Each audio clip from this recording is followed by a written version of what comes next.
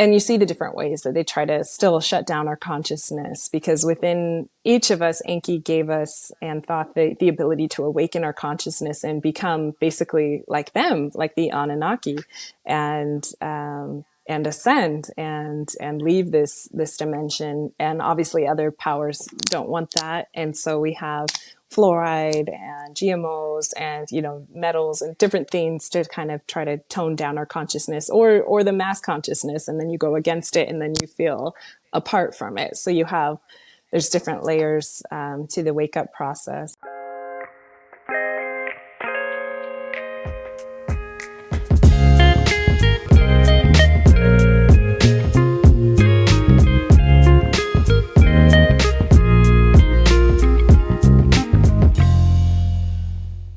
Welcome. Today we have Christa Clark, author, spiritual teacher, yoga instructor, mystic, and great human being. Thanks for coming on the show. Thank you so much for having me. It's a pleasure to finally connect, over the internet instead of just messages. And congratulations on the podcast. And I love the topic of the broader lens and looking at things with that higher vision. Thank you. I appreciate it. Well, let's get right into it. We're going to talk about your first book. Your recent book, Living My Personal Legend. What's that all about? Walk us through that and how you came about writing it. Okay, well, some of you, if you're not familiar, I was previously married to a wonderful human and best-selling author, Gerald Clark, and unfortunately, he did pass. But he had written his autobiography, and it wasn't quite finished. It was about 100 pages, a little more, plus or minus. And I really felt like it needed to be published for those that were interested in learning about his life and all the dreams that he lived. I just felt that it was my duty in a way to fulfill his words and his mission and let it out for others to read. And not only that, he lived such an inspirational life. I think we can all learn from it on how to follow our dreams. Since he was a young boy, he had a poster in his bedroom, and it said, "Happy are those who dream dreams and are willing to do what it takes to make them come true." And he grew up in a very humble circumstance in southern Arkansas, and just down a dirt road. I think it was a trailer. It wasn't anything fancy. But he had his loving mom, but he also had some hardship with his other siblings, and so he often would go in the woods with his shotgun and his dog and just kind of go out and explore. He was a treasure seeker. And he also was exposed to a friend who was, a little bit more well-to-do. And so he saw a different kind of lifestyle and thought, I want something more for myself. And so he kind of had that inner drive to do something with his life from a young age. He also had out-of-body experiences in his dreams without even trying. I mean, I've tried and I don't succeed. And he did it without even trying. So he was a special soul that just had that ability. He said he remembered standing on a fence post, opening his arms, and then, taking flight, and he could see different parts of the town when people were sleeping and have vision. He was, roaming out of his body with consciousness at a young age, but didn't know what it was. And it wasn't until later, around 17, he left Arkansas and decided to move to San Diego. He had a father living there and an aunt, and decided that he wanted to live there and maybe try to reconnect with his dad.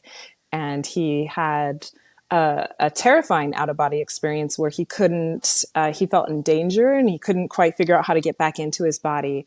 And in one of his classes, he wrote about it. They were talking about dreams and things. And that was his dream, that he was out of his body. And his teacher pulled him off to the side and said, "Whoa, this is an out-of-body experience." And you should read the book, Robert Monroe, Journeys Out of the Bodies. So it wasn't until he was about 17 that he actually learned what was going on with these experiences. And they continued throughout his life. But in that, it put in the dream to fly. He wanted that feeling in real life. And He first, I think, got into the Air Force, but then saw the shaved heads and thought, no, that's not for me. And then later got into UCSD, and he wanted to be the first in his family to get his college degree. So that was a big dream of his. And he was about to get in, but then he also got into the Army, and he wanted to fly helicopters. And he thought, this is my opportunity, and I can always do college afterwards. So he was constantly going, against the odds and what might be logical, but following his heart. And so he said goodbye to the college and decided I'll do that later, and then went into the Army. And in the book, he talks about his stories in the Army and the trials and tribulations. It wasn't just automatically becoming a pilot. It was transferred to all these different locations. One of them being Korea. And he still went through all these obstacles and wasn't flying helicopters, which he dreamed of. And I think he went on to work on the helicopters first. And he has all kinds of really funny stories in the book. If you're interested, I recommend it. He's a really good writer if you've read his other books. And it just kind of brings you there, especially for people that have served. They might have a greater appreciation as well. And then later he went, and he did eventually become a helicopter pilot and a chief warrant officer #2. And I think he did like night vision goggle training for people. And he also was the physical fitness for people, like, get up, get down, get up, get down. So he fulfilled a lot of roles. And he was ornery too. He tells of, like the different ways he tried to make that happen. You promised that I was going to be able to do this. And so he went on to do that. And then he spent 7 years serving, and he decided that he was gonna leave. He had enough of serving in the Army. He was about to stay because they finally were gonna give him like his choose of which helicopter he wanted. So it was hard choice again. I can do this, or I can go and do civil life. So he went to do civil life, and I think he bought a couple homes, rented them out. Eventually went to San Diego and started working for his cousin, and would do simulation of what it was like to fly a helicopter, not knowing it was kind of for the DoD side of things.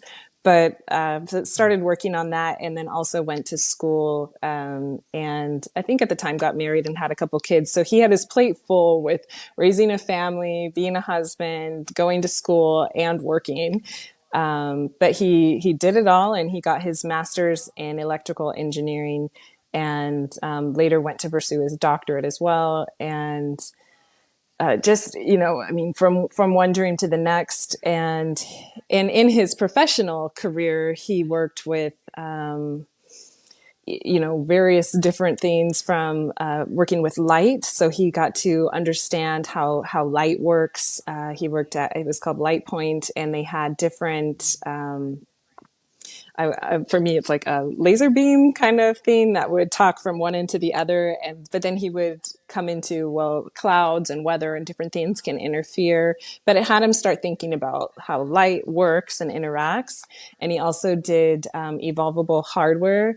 And so it had him thinking about evolution and hardware and, robotics and things like that. What's good for humanity, what's not. Is forced evolution good, or should it be natural? And many other different fields where he got to understand how the mind works, how the body works, how simulation works. And I think that led him to think, could we be in a simulation? And it later led to his famous term, the meat modem. During that, he ran a triathlon and ran into somebody that they went from biking to running, and he stopped and couldn't run, but the other man just took off running. And he's like, what is he, some kind of running specialist? And he asked him, and he said, no, you should check out structural integration. And he had a son that had DeGeorge syndrome, and a lot of different complications and trouble walking and jumping and regular movement. So he was searching for a solution, kind of like the founder of Rolfing was.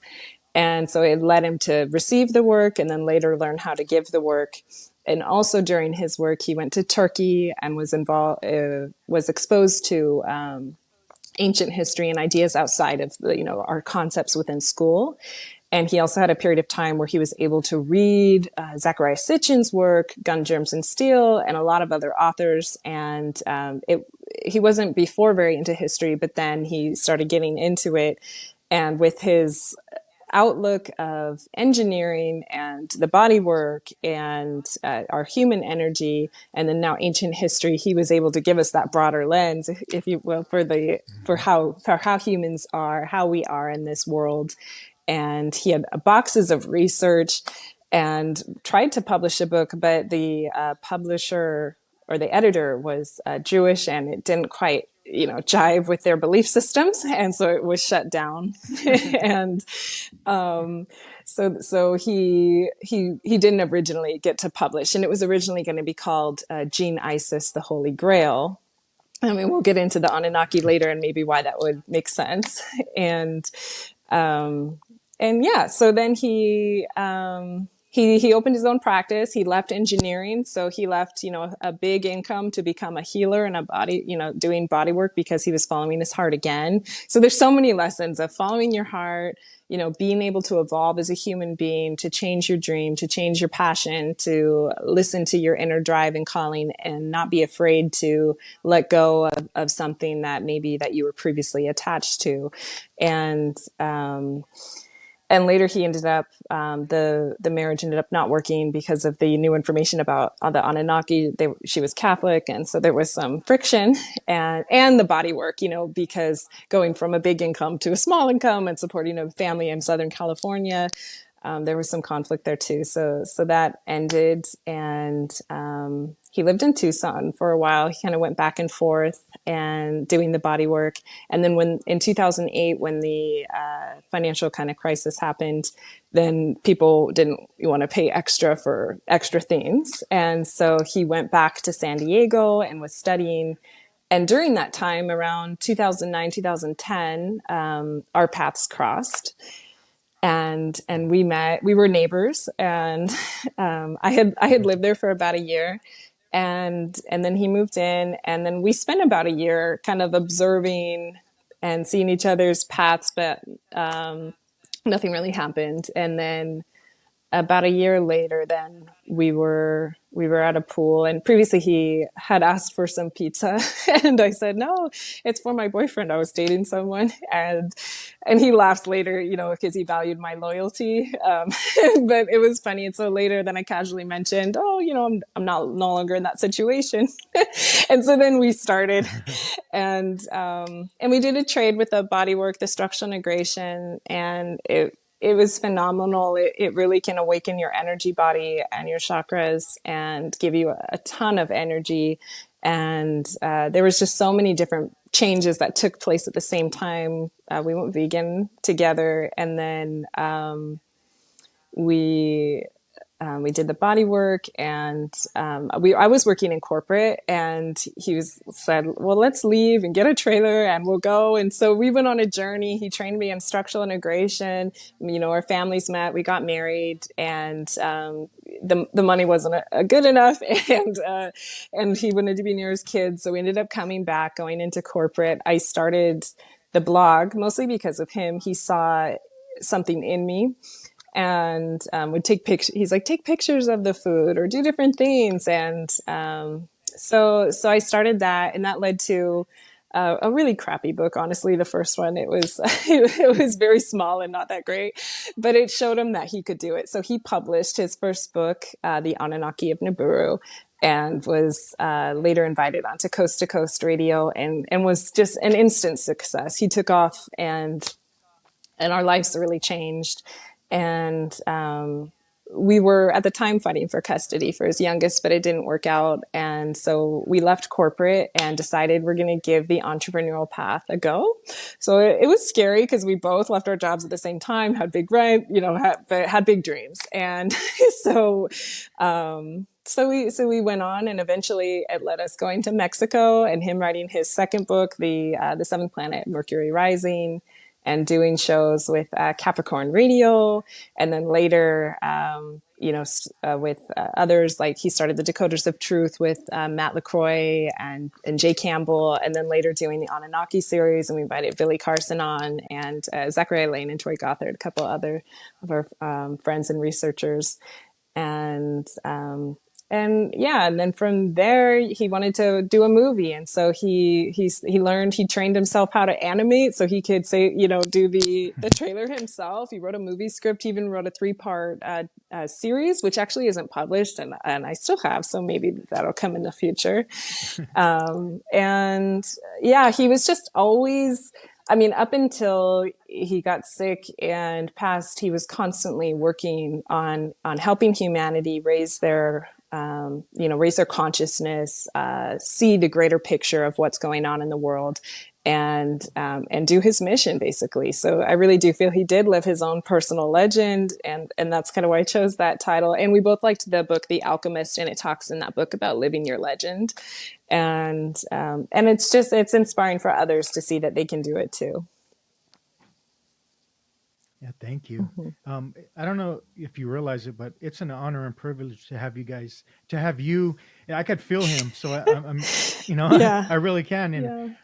you guys touched my heart in so many ways, over the years. And Gerald was so deep. They would call the mystics seers, and Gerald was definitely a seer, and he could look at things from a way broader lens. So when I would listen to him and listen to all the guys with him, I could take only pieces at a time because it was so deep. I was Yes. like, whoa. He was a multi-genius, and he was so deep. I like I said, I could only take a little bit at a time because he was so deep and with so much wisdom, filled with wisdom, and I truly appreciate that. And thank you. You guys always been some beautiful souls that I've learned a lot from, including you. Thank you. And I really appreciate that, because it's hard when the more you become of a seer, or you broaden your lens and you move away from mainstream thinking, you start to get kind of like crucified, like that story of Jesus, because I often say, who crucified Jesus? And some people will say the Romans, and others might say the Jews. Now I go, no, it's the collective ego. Yeah. And when you start to go in against that collective thinking, you start to get crucified in many ways. Yeah. So I really appreciate that. But it brings me into the Anunnaki. It's starting to become really a lot more popular. Absolutely. Now, and a lot of people are starting to be more open. First of all, what would you tell someone that never heard of the Anunnaki, or we're sharing this information that they never heard of, and it might be threatening to them in some kind of way with their belief systems? How would you invite someone just to listen Well, and be open? yeah, I think you can start small. Like maybe you start with shows maybe like the Ancient Aliens. That's how he introduced me. It was like, just, could it be possible? You ask the questions, could it be possible? And you start looking at how different cultures across the world have things in common, it's this, the same architecture, the same symbolism, they're on the same landlines, they're connected to the same astrology. Could it be possible that there was a higher vision here, that there was something bigger here? And one thought that helped me, it came through with my yoga practice, actually. And I thought, gee, if I was born in India, I might be Hindu or Jain, or, all these other different cultures, or wherever you're born in the world, you'd probably have a different religious filter or filter through for your belief system. And so I kind of had that thought to begin with. And he gave me The Flower of Life by Drinvalo Melchizedek, the first book, and I wasn't quite ready at the time, but my spirit said, just wait, give it a chance. And and so he slowly would introduce the information. And so I would say just maybe asking the questions, could it be possible, just to see. I think it's kind of a less threatening way than this is the whole truth, nothing, kind of like the Bible, there's the whole truth, nothing but the truth, and the absolute truth. And I think too, he would say truth is a moving dialogue. As you understand new, layers or rivers of the truth, then they might shift and they might change, because you're learning new information, and what might have used to have been true for you, now that you have a new understanding, new information, you develop a new truth. And in terms of who the Anunnaki are, as you get more information, then his information, and other research, which would tell us that, the Anunnaki, those who from heaven to earth came, or he would say Anu, those who from Anu came. And it starts way back from 450,000 years ago. They were in search of gold to protect their atmosphere around their planet. And they found that Earth was really rich in that resource. And so they went on a mission, and it was led by Enki, the chief scientist. And they came to Earth. They first started looking in the water, but it was too complicated and was taking too long. So they decided they would go to dig it out of the earth. And they needed workers, so they brought the Ajiji, who we later know as the Watchers, and so we see them referenced in the Bible, and then also here. Um, and he would also say to read, the pivotal documents, the Atrahasis, the Enuma Elish, the Epic of Gilgamesh, because those are, dating back to the Sumerians, and they were from tablets, and so they actually go before the Bible.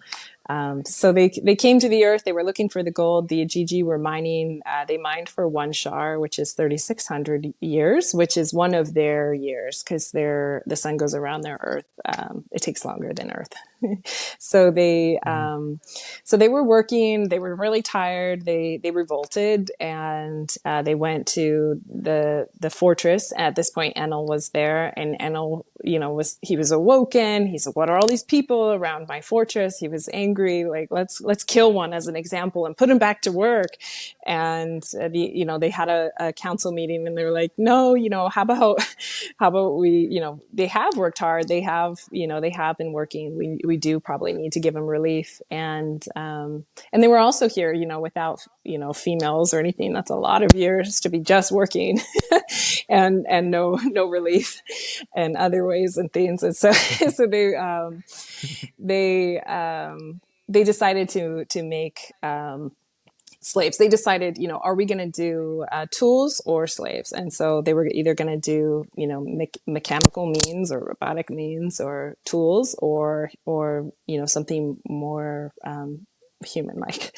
And so they took the hominid, and the bipedal hominid, and linked it with their DNA and their spirit essence, even, and created what we now know as humans, us. And and so the first ones couldn't procreate. So then later Thoth came into the picture. He's also known as like Quetzalcoatl and Jesus, and even Buddha, and many other big figures in our history.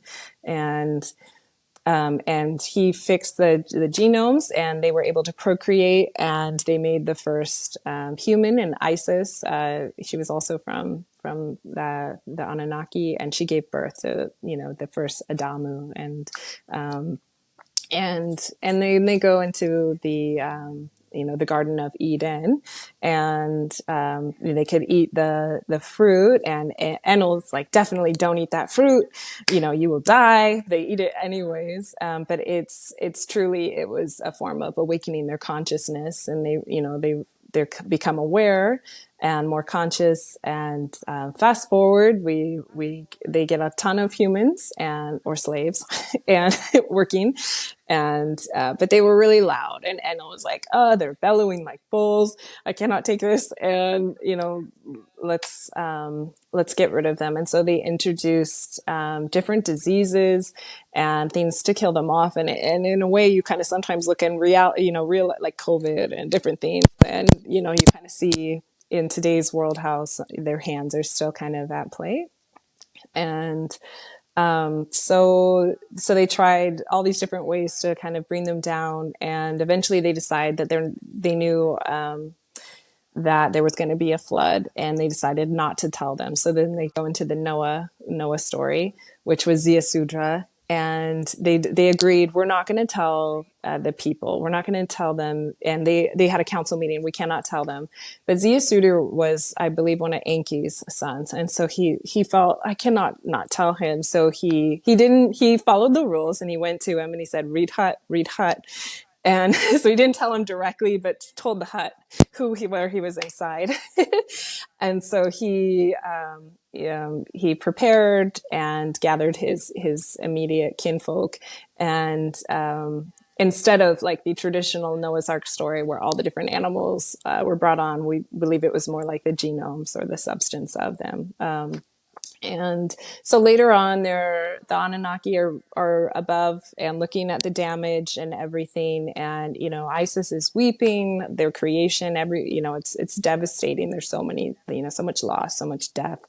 And they see a ship, or they see them on Mount Ararat, and how is this possible? What happened? And then Enki confesses, like, well, we will need other slaves, right? And so that's kind of how he sold it to them in the future. So then they later repopulate the earth, and then we can, go way forward. Now we're in current times. They might again think maybe we're bellowing like bulls, and there's so many of us, and we see different diseases and different things that have come in from Ebola to all different kinds. Even recently the COVID or different things, and you see the different ways that they try to still shut down our consciousness, because within each of us, Enki gave us and thought the ability to awaken our consciousness and become basically like them, like the Anunnaki, and ascend and leave this dimension. And obviously other powers don't want that. And so we have fluoride and GMOs and metals and different things to kind of try to tone down our consciousness, or the mass consciousness, and then you go against it and then you feel apart from it. So there's different layers to the wake up process, and then I think from there it's just when you read the Atrahasis, and I was raised Christian, and so I knew about Noah and the Ark, and I knew the main stories. But then when you read the Atrahasis, it makes a lot more sense, and it has a lot more detail. I remember I got goosebumps the first time I read it, because you go through layers of confirmation of this information. We were talking just before we started, about Dr. Robert Harrington and Zachariah Sitchin. And Zachariah Sitchin is an author who wrote many different books about these topics, and Gerald read them, and he met, and Dr. Robert Harrington worked for the NASA observatory, and he confirmed Sitchin's information, and basically confirmed, like, yes, Nibiru is a planet. There is another planet. It is Nibiru, and confirmed that it does exist. And we were talking about Paul Hellyer, the Canadian Defense Minister. I remember that. You said you remember that when he came on. We were living in San Diego and working in corporate at the time, and we were privy to this information, and it came on, and we just stopped and watched it, and it was he confirmed that the tall whites are working with the government. They are underground, and that there's many other alien species here as well. And he's, a Canadian defense minister that came on TV and said that. What about? Go ahead. I'm No, sorry. please. What about the ex-Vatican translator that came on? How'd that come about, and how excited was Gerald for them to, like, they're studying, and the research almost when it was pretty much hand in hand, right? Yeah. What was it? Mario Bellino? Yeah. Was it Mario? Yeah. Mauro Bellino. Yeah, Mauro Bellino. Ex-Vatican translator. Yeah. For Hebrew scriptures, right? Yeah. So he was. Would you like to? Sure. Okay. Sorry. Sorry. Yeah, he was. He worked for, like you said, the Vatican, and he was hired to translate the Hebrew original scriptures and texts in the Bible, and found that they were completely in line. And Gerald's research went hand in hand with it. He would ask him pointed questions about the Enuma Elish, the Atrahasis, the Epic of Gilgamesh, and the Sumerian text, and he confirmed that the Vatican was aware that these texts predated the Bible, and that they were the true ones, and that the Bible wasn't was afterwards, and so had some falsehoods, and bits of truth, but not all of it. And and yeah, to have someone that worked at the Vatican that confirmed that, I don't, he later lost his job, but then he came out and wrote, the book, showing that. I think you have it there, right? Yeah, yeah. Yeah. It's right in the background. Yeah, that he confirming that the Bible isn't the whole truth, nothing but the truth. So help me God. And so No, go ahead. and then you have a American soldier that contacts Gerald eventually, right? Yeah, What's his name? Donnie. yeah, Donnie How'd Buswell. that come about? Yeah, Donnie Buswell. Yeah. They connected, and they felt almost like brothers. Gerald had a brother named Donnie as well, and unfortunately he passed, and so he felt like an instant brother from another mother vibe. And they share different podcasts, and he's gone on to do some after the fact as well. And if you ever want to talk to him, he's I'm sure he'd love to come on. He's a wealth of information, and he spent time in Iraq and was able to go and see these ancient sites and go back and confirm. He who was also studying the information and confirm, Zachariah Sitchin's work. And I believe he even had at one point he communicated with Zachariah Sitchin at one point and had some of his findings on his site for a period of time. And so Gerald and him just instantly connected, and it was just another layer of confirmation for them both, and that feeling of deep brotherhood connection. And since then, Donnie, I mean, he listens to Gerald all the time. He's very versed in his information, and just he loves the Anunnaki. And it was just confirmation. I can't believe he was able to see that in real life and have that correlation. I bet that was such an amazing experience. Did he see the ziggurats? Do you know of I that are identical to Mexico or ancient Kemet, Egypt? Yeah, Those structures. I'm guessing yes, but I'm not 100. I'm not sure, so I couldn't say. Um, Mm. yeah. Yeah, there's so much. Even the handbags, you find them in Mesopotamia, Mesoamerica. Yeah. You find them in Mexico, the Olmecs. Yeah, the cross They're holding the cultural. same handbags. Yeah, the cross Yeah, it's like cultural. wow, in Turkey. Yeah, yeah. And once It's just you amazing. start looking at the symbolism and how all the different cultures have the same symbolism, and you see like Hermes, who was Thoth, who was Mercury, across all these different cultures and how they connect, and you see the caduceus all over the world.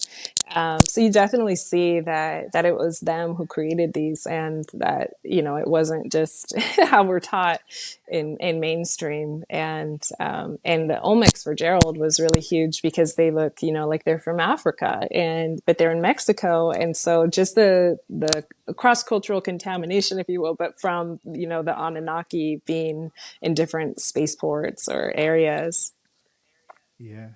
Yeah, they're definitely, in my opinion, from Africa. Mhm. It's pretty obvious. I Yeah, mean, you start looking, you could see African features and totally.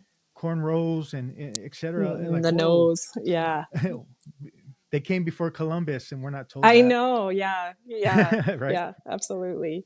Yeah. The Anunnaki series that Gerald wrote and then worked with Matt LaCroix and the others on and everything. It goes all into the Mesoamerica and the, the Olmecs and the different temples. And we were fortunate to be able to visit some of the ancient sites together and see Chichen Itza. And he held a conference actually and brought people on a tour there and was showing like the Wow. Anunnaki reference, and later we went to Palenque, and he mentions Izapa, which is near Guatemala, and an important stone there. And we were able to go. They were closed that day, but we were looking at it as close as we could from the fence. um, so we did our best to see different ancient sites in Mexico while we were there too. So it was amazing. You spent a lot of time in Mexico, both of you, and how was it living in Mexico? Fantastic. I fell in love.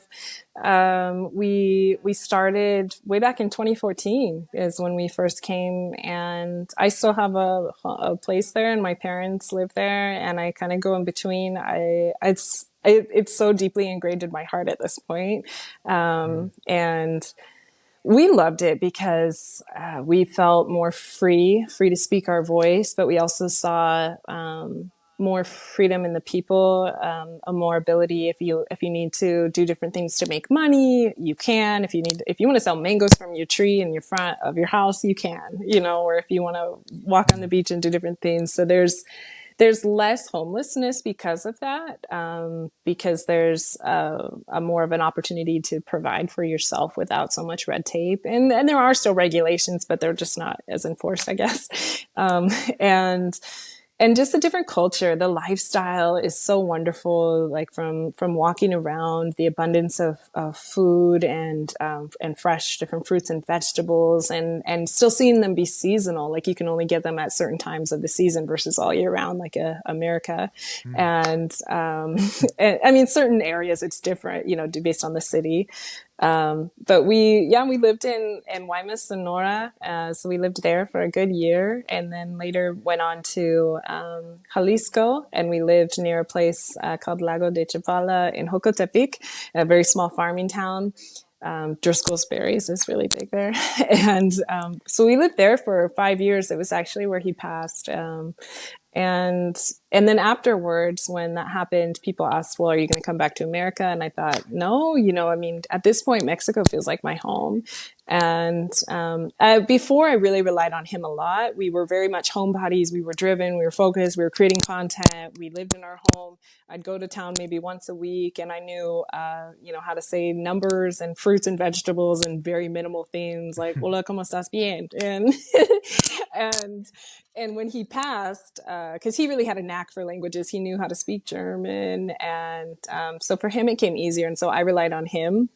But I would listen, and so I could understand some of it, but not all of it. But when we were in the hospital, and I realized they were speaking English to me, and we were residents at this time, and I thought that's kind of an ugly American feeling, and I should learn the language too. So I started taking lessons, and I moved to Puerto Escondido. I went just on vacation for a week, but then fell in love. It's paradise if you ever have the chance. And Mm. I ended up living there. And then my parents came down. They fell in love and they moved. And it was wonderful. I mean, life's bittersweet. It was awful. I mean, my heart felt like a stone, and I was crushed and depressed. But at the same time, it was there that I healed. I started the healing process, and I learned Spanish, and was able to speak more fluently. It's still not perfect. I need to continue with the lessons, but I learned it more just through conversation. So the slang is kind of high sometimes, and the and the formality is sometimes a little off. Um, but I found that kind of fun because you throw people off if you can say local terms or different things. And I learned, and it was actually the teacher, when I did take the lessons, he said, you need to learn about the culture. So he introduced me to different foods. During this time, I stopped being vegan, and then I really did fall in love with the food. I had lived there all those years and Mm. never really even tried it. We had just cooked for ourselves, basically vegan things, and it's wonderful. And then he introduced me to salsa dancing, and that really was a huge therapy for me because it made me smile and it made me laugh and lift my spirits. And I made so many different friends and people, and got out of my comfort zone, and just I decided to stop working. Before we were just work, work, work, work, work, and I was kind of in my male energy a little bit because it was just so driven. And then I really came into the feminine, and almost, it's hard to find the balance. Sometimes I tend to go from one to the other, like spectrum, and then I really enjoyed not working and and enjoying life. And I later decided that lifestyle was a little distracting there, and my skin wasn't doing as well there. So I decided to move to Oaxaca, the city. And it's kind of more like desert. It's in a way, I guess, like Arizona in some ways, but maybe not as extreme. It's more like 50s at night and 80s, 90s in the day. Depends on the time of the year, but kind of high desert, but a little more moist.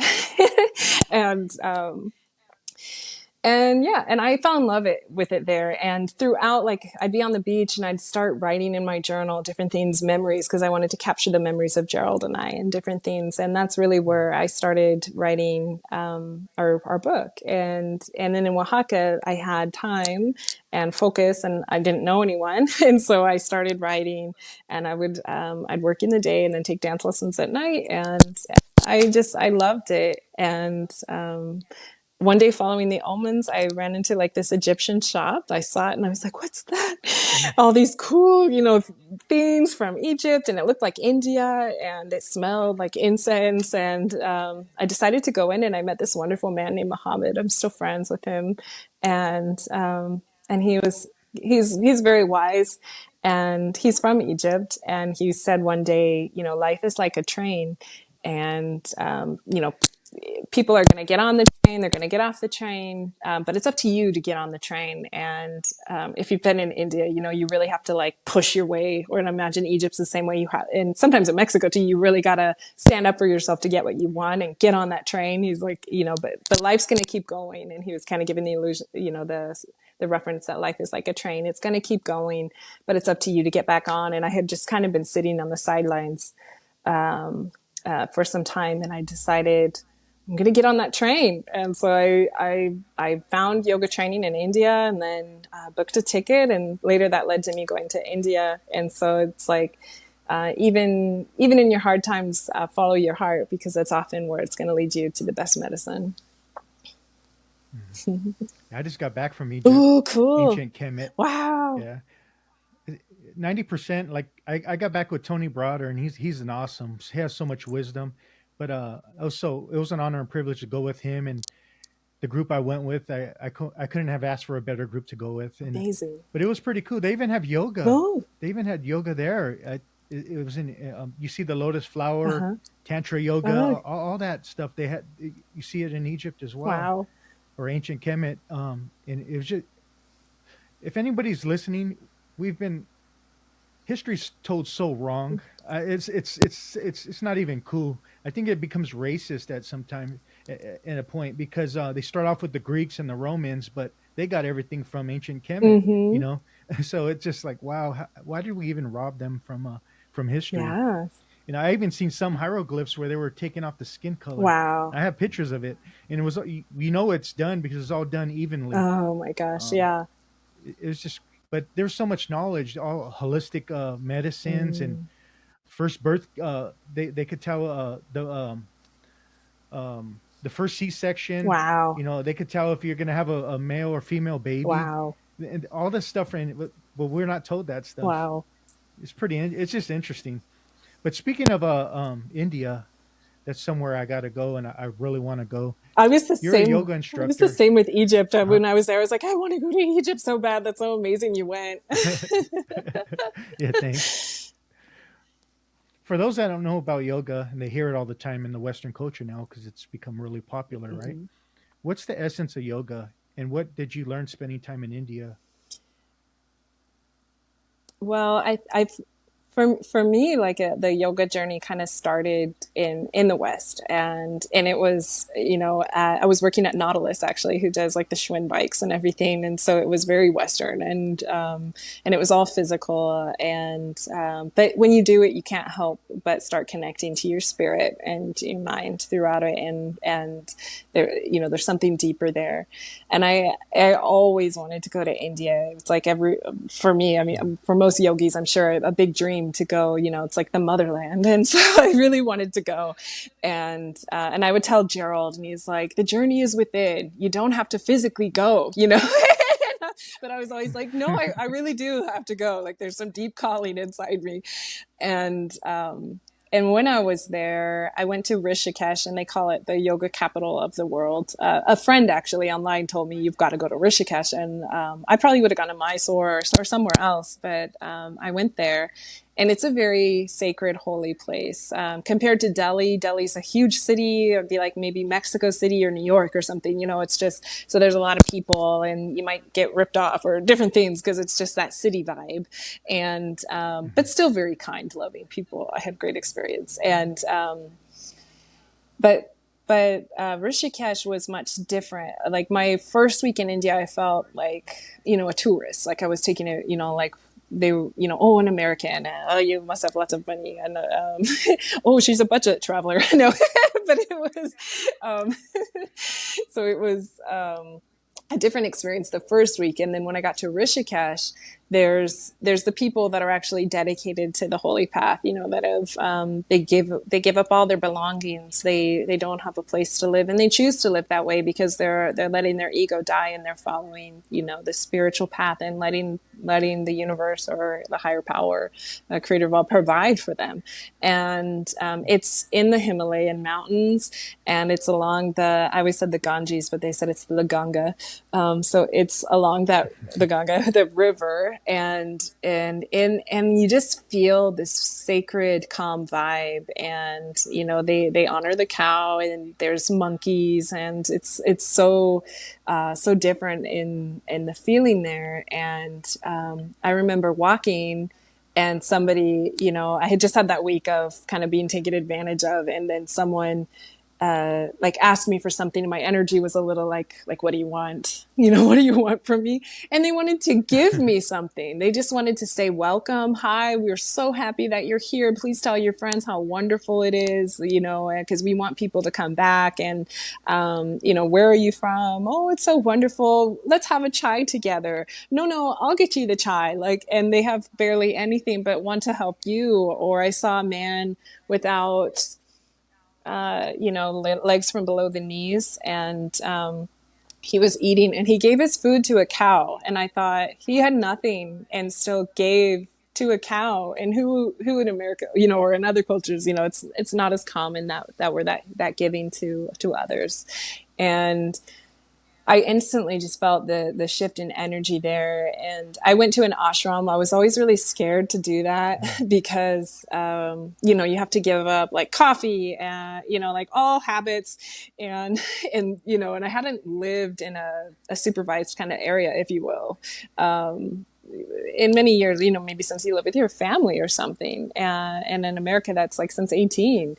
And so it had been a long time living in that circumstance and living with a group of people. I arrived a few weeks early just to kind of ease into it, because it was getting up at 5 or 5:30 a.m. for meditation at 6 a.m. And it was meditating 2 hours a day, practicing yoga 3 to 4 hours a day, and intensely practicing. So I wanted to kind of prepare my mind and body for that, but then also have the freedom to explore. So that was really a blessing. And then the group of people that we all lived together and learned together. It was such a beautiful experience, because as an adult, you don't really do that. I mean, apart from school, you don't get to know your schoolmates or different things like that, or have sleepovers or things like that. And now they're really like soul family. I mean, the connections that we made, the challenges that we went through, the healing that we went through, the tears that we shed together, it just built these, lifelong connections that are so beautiful. And I met so many like soul sisters, and I hadn't laughed. They say, laughter is medicine. And I hadn't laughed that hard probably maybe since high school, since I had a girlfriend or something. You just laugh uncontrollably, guttural laughing. I actually got in trouble many times from laughing because I have a loud laugh. and they're like, shh, but it was like, but I felt like, after having lost him and everything, it was like, I'm going to laugh as loud as I want. And, like it's just healing me. And, I had done affirmations and guided meditations up until that point. Gerald taught us about the Merkaba meditation. And so we did the Merkaba, but it maybe took me 10 minutes or something, but I never sat with myself for that long. And it didn't have any way to numb or distract myself in any other way outside of that. And so that was probably the most healing part, was just, the breathing exercises and the, 2 hours of meditation a day, and just sitting with yourself. And I remember I felt Gerald's presence so strong the whole time I was in India. And at first when I would see him, I would cry, I would just break down. And eventually, they teach you, what are the causes of suffering? What's keeping you from enlightenment? What is really the true essence of yoga? And and a cause of suffering is attachment. And I was so attached to him, and I was so attached to what we had. And I just, and the other one is non-acceptance. And I was like, I can't, I just couldn't quite accept that reality. And, I wasn't in a state of acceptance with it. And they go through so many different things, and it almost becomes like you can't help but see how you couldn't accept its life, and so eventually I did actually come to a state of acceptance there. And profound healing. And we did like these really amazing things, like where you eye gaze into the other person's eyes. And Gerald and I actually used to do that. So, but not for this long. It was for long periods of times. And then you do different things too. Like you say, who are you? And you're gazing into someone's eye. And then, it's like, oh, well, I'm Krista and I blah, blah, blah. And it's like, no, who are you? And you go like on this soulful level, and you start identifying who you're not, what you're not. And ultimately it comes down to like, you are, the creator of all. You are, you have that energy Yeah. within you. We all do. And we're all one. And that's really the essence of yoga, is the yoke, the union of that to your higher self. They do self with the capital S. And just, Yeah. we learned about cleansing processes and meditation, and went so much farther beyond the practice and into the philosophy side of things that I really hadn't taken the time to dive into. And it just created this whole new river of understanding and greater appreciation for it, and physically pushed you way beyond your limitations. I just would say, like the Bruce Lee, I am like water. And this thought, like, go beyond, like, let go of all your limitations. And I did themes like I couldn't do, even, or like, I never dreamt to do, but with, the help of these wonderful teachers. And we made friends with the teachers, and we even got to go to, afterwards, after we had graduated, a couple of us got invited to a wedding, and we got to go to an Indian wedding, and it was just phenomenal. And the relationships made, and it was so beautiful. The week before, I had gone to Srinagar in Kashmir, and it was like, it's fully pretty much Muslim, and like 90%. And at first I was like, what's that beautiful sound? And it's them praying. It's them. And the yoga isn't obviously quite as accepted there. So Rishikesh was much different in terms, because it's yoga everywhere. And then afterward, I stayed actually another month because I just loved it. And I even told my friends, you'll find me like 5 years later here meditating on the, on the Ganga. I didn't want to leave. I felt so in love with that place and the energy. And I took a sound healing course too, because the yoga school was actually like, it was relaxing but intense. It was really intense, and I thought I just want to learn. And so I learned how to do the healing singing bowls, and I kind of didn't really give it much weight, but he put water in one of the bowls and then played it and showed the different vibrations and how it's moving. And I thought, oh, and we're made of water, and it really makes sense. That sound does heal. And it was so healing. I was just so zen. I barely talked to anyone. I wouldn't go out with people. I was just like, no, I'm good. This is good. And Rishikesh is a neat place. There's people from all over the world. And I said to my friend, it's like the Porto Escondido of India. But he's like, yeah, except there's no tacos, no beer, blah, blah, And I was like, well, yeah, because it is vegetarian there. But the food was amazing. The people were so kind. And instead of like parties, they gather and they do kirtan. And so they were singing and chanting and different things. And I had this place where I could see this hostel, and they played music. And one night they were playing, I was just about to publish the book. I published it there actually. And there was somebody playing the didgeridoo, and Gerald played the didgeridoo. And I just felt like his presence, and I didn't know where to go after that, but I decided to book a trip to Aurangabad. And that's where the Ellora Caves are, and the Ajantu Caves, where you see the big, long sleeping Buddha, you see the ancient Yeah. sites. And I was there for his birthday, and it was so Wow. special. It's all carved out of one rock, right? Yeah, one rock. I still remember the first time I saw it on the History Channel. I was like, that was to me like Whoa. so mind blowing. I thought if I could just see that while I'm here, that would be that would be it for me. That's all I need to see. And it was phenomenal. I actually flew, I'll have to post it later, but I did fly the drone. I don't think you're supposed to. Somebody yelled at me. But I just thought real quick and then come down, and I got lots of footage. But the energy there was amazing, and the statues humongous, and even kind of like tantric ones in some sense, like, you know, they really loved each other. And I thought it was interesting, like the depiction of the women, you know, and the size of them. They were obviously giants, and, you know, and little tiny you know, people below them. And some of the women, they were so voluptuous. And then the ones that were, you know, how maybe society's told us is beautiful, very thin, were depicted as death. And so it was a different filter. And so beautiful. And if you do go to India, it's really funny because everyone wants a picture. So I got, you know, and they selfie, and it gets, and so I started taking pictures with all the different people as well, and like whole groups of children or things, and you know, you're with them, and the people there are just lovely. The food is wonderful, and then I spent the last month in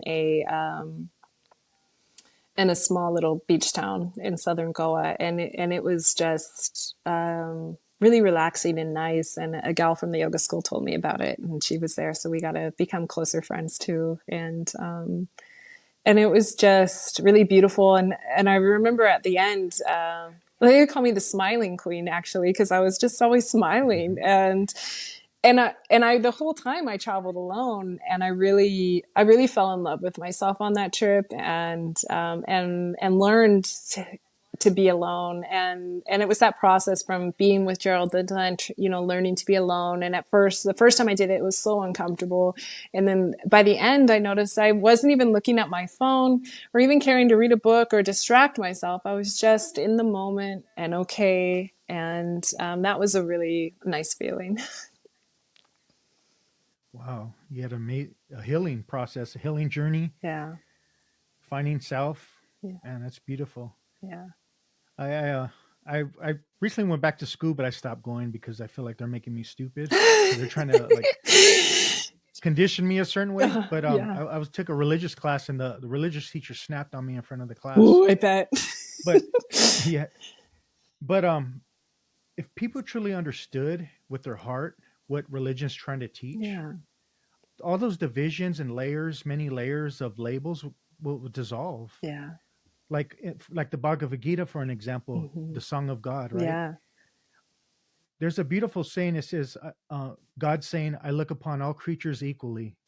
None are more dear, or none are less dear, but those who worship me in love come to life in me, and I come to life in them. That's beautiful. And then you hear in the Gospel of John, he that dwelleth in love dwelleth in God, and God in Yeah. him. And that's what it really comes down to. And I think that's the essence of yoga, right? Is finding God within you, Yes. union with spirit, right? Your Yeah. true self Yeah. with the capital S. And I love that because then the duality starts to dissolve, Yeah. you know?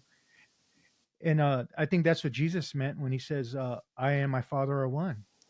He knew his true essence. Same thing like be still and know I am God, Right. right? That's Right. yoga. Right. This and Jesus also says, blessed are the pure in heart, for they shall see God. Hmm. And when you start to remove those layers and layers of false identities, Yeah. you start to see God in all beings. Namaste, right? Yeah. Namastizzle, Yeah. Yeah. like Big Snoop Namaste. Dogg, Yeah. That was you cute. know. No, I really appreciate it. I appreciate you coming on. Yeah. Thanks for having I me. really do. Yeah. Thanks for having me. This has been a beautiful conversation, and it'd be easy to continue talking to you for a long Yeah, time. for sure. Yeah. Oh yeah. I have a lot more questions too.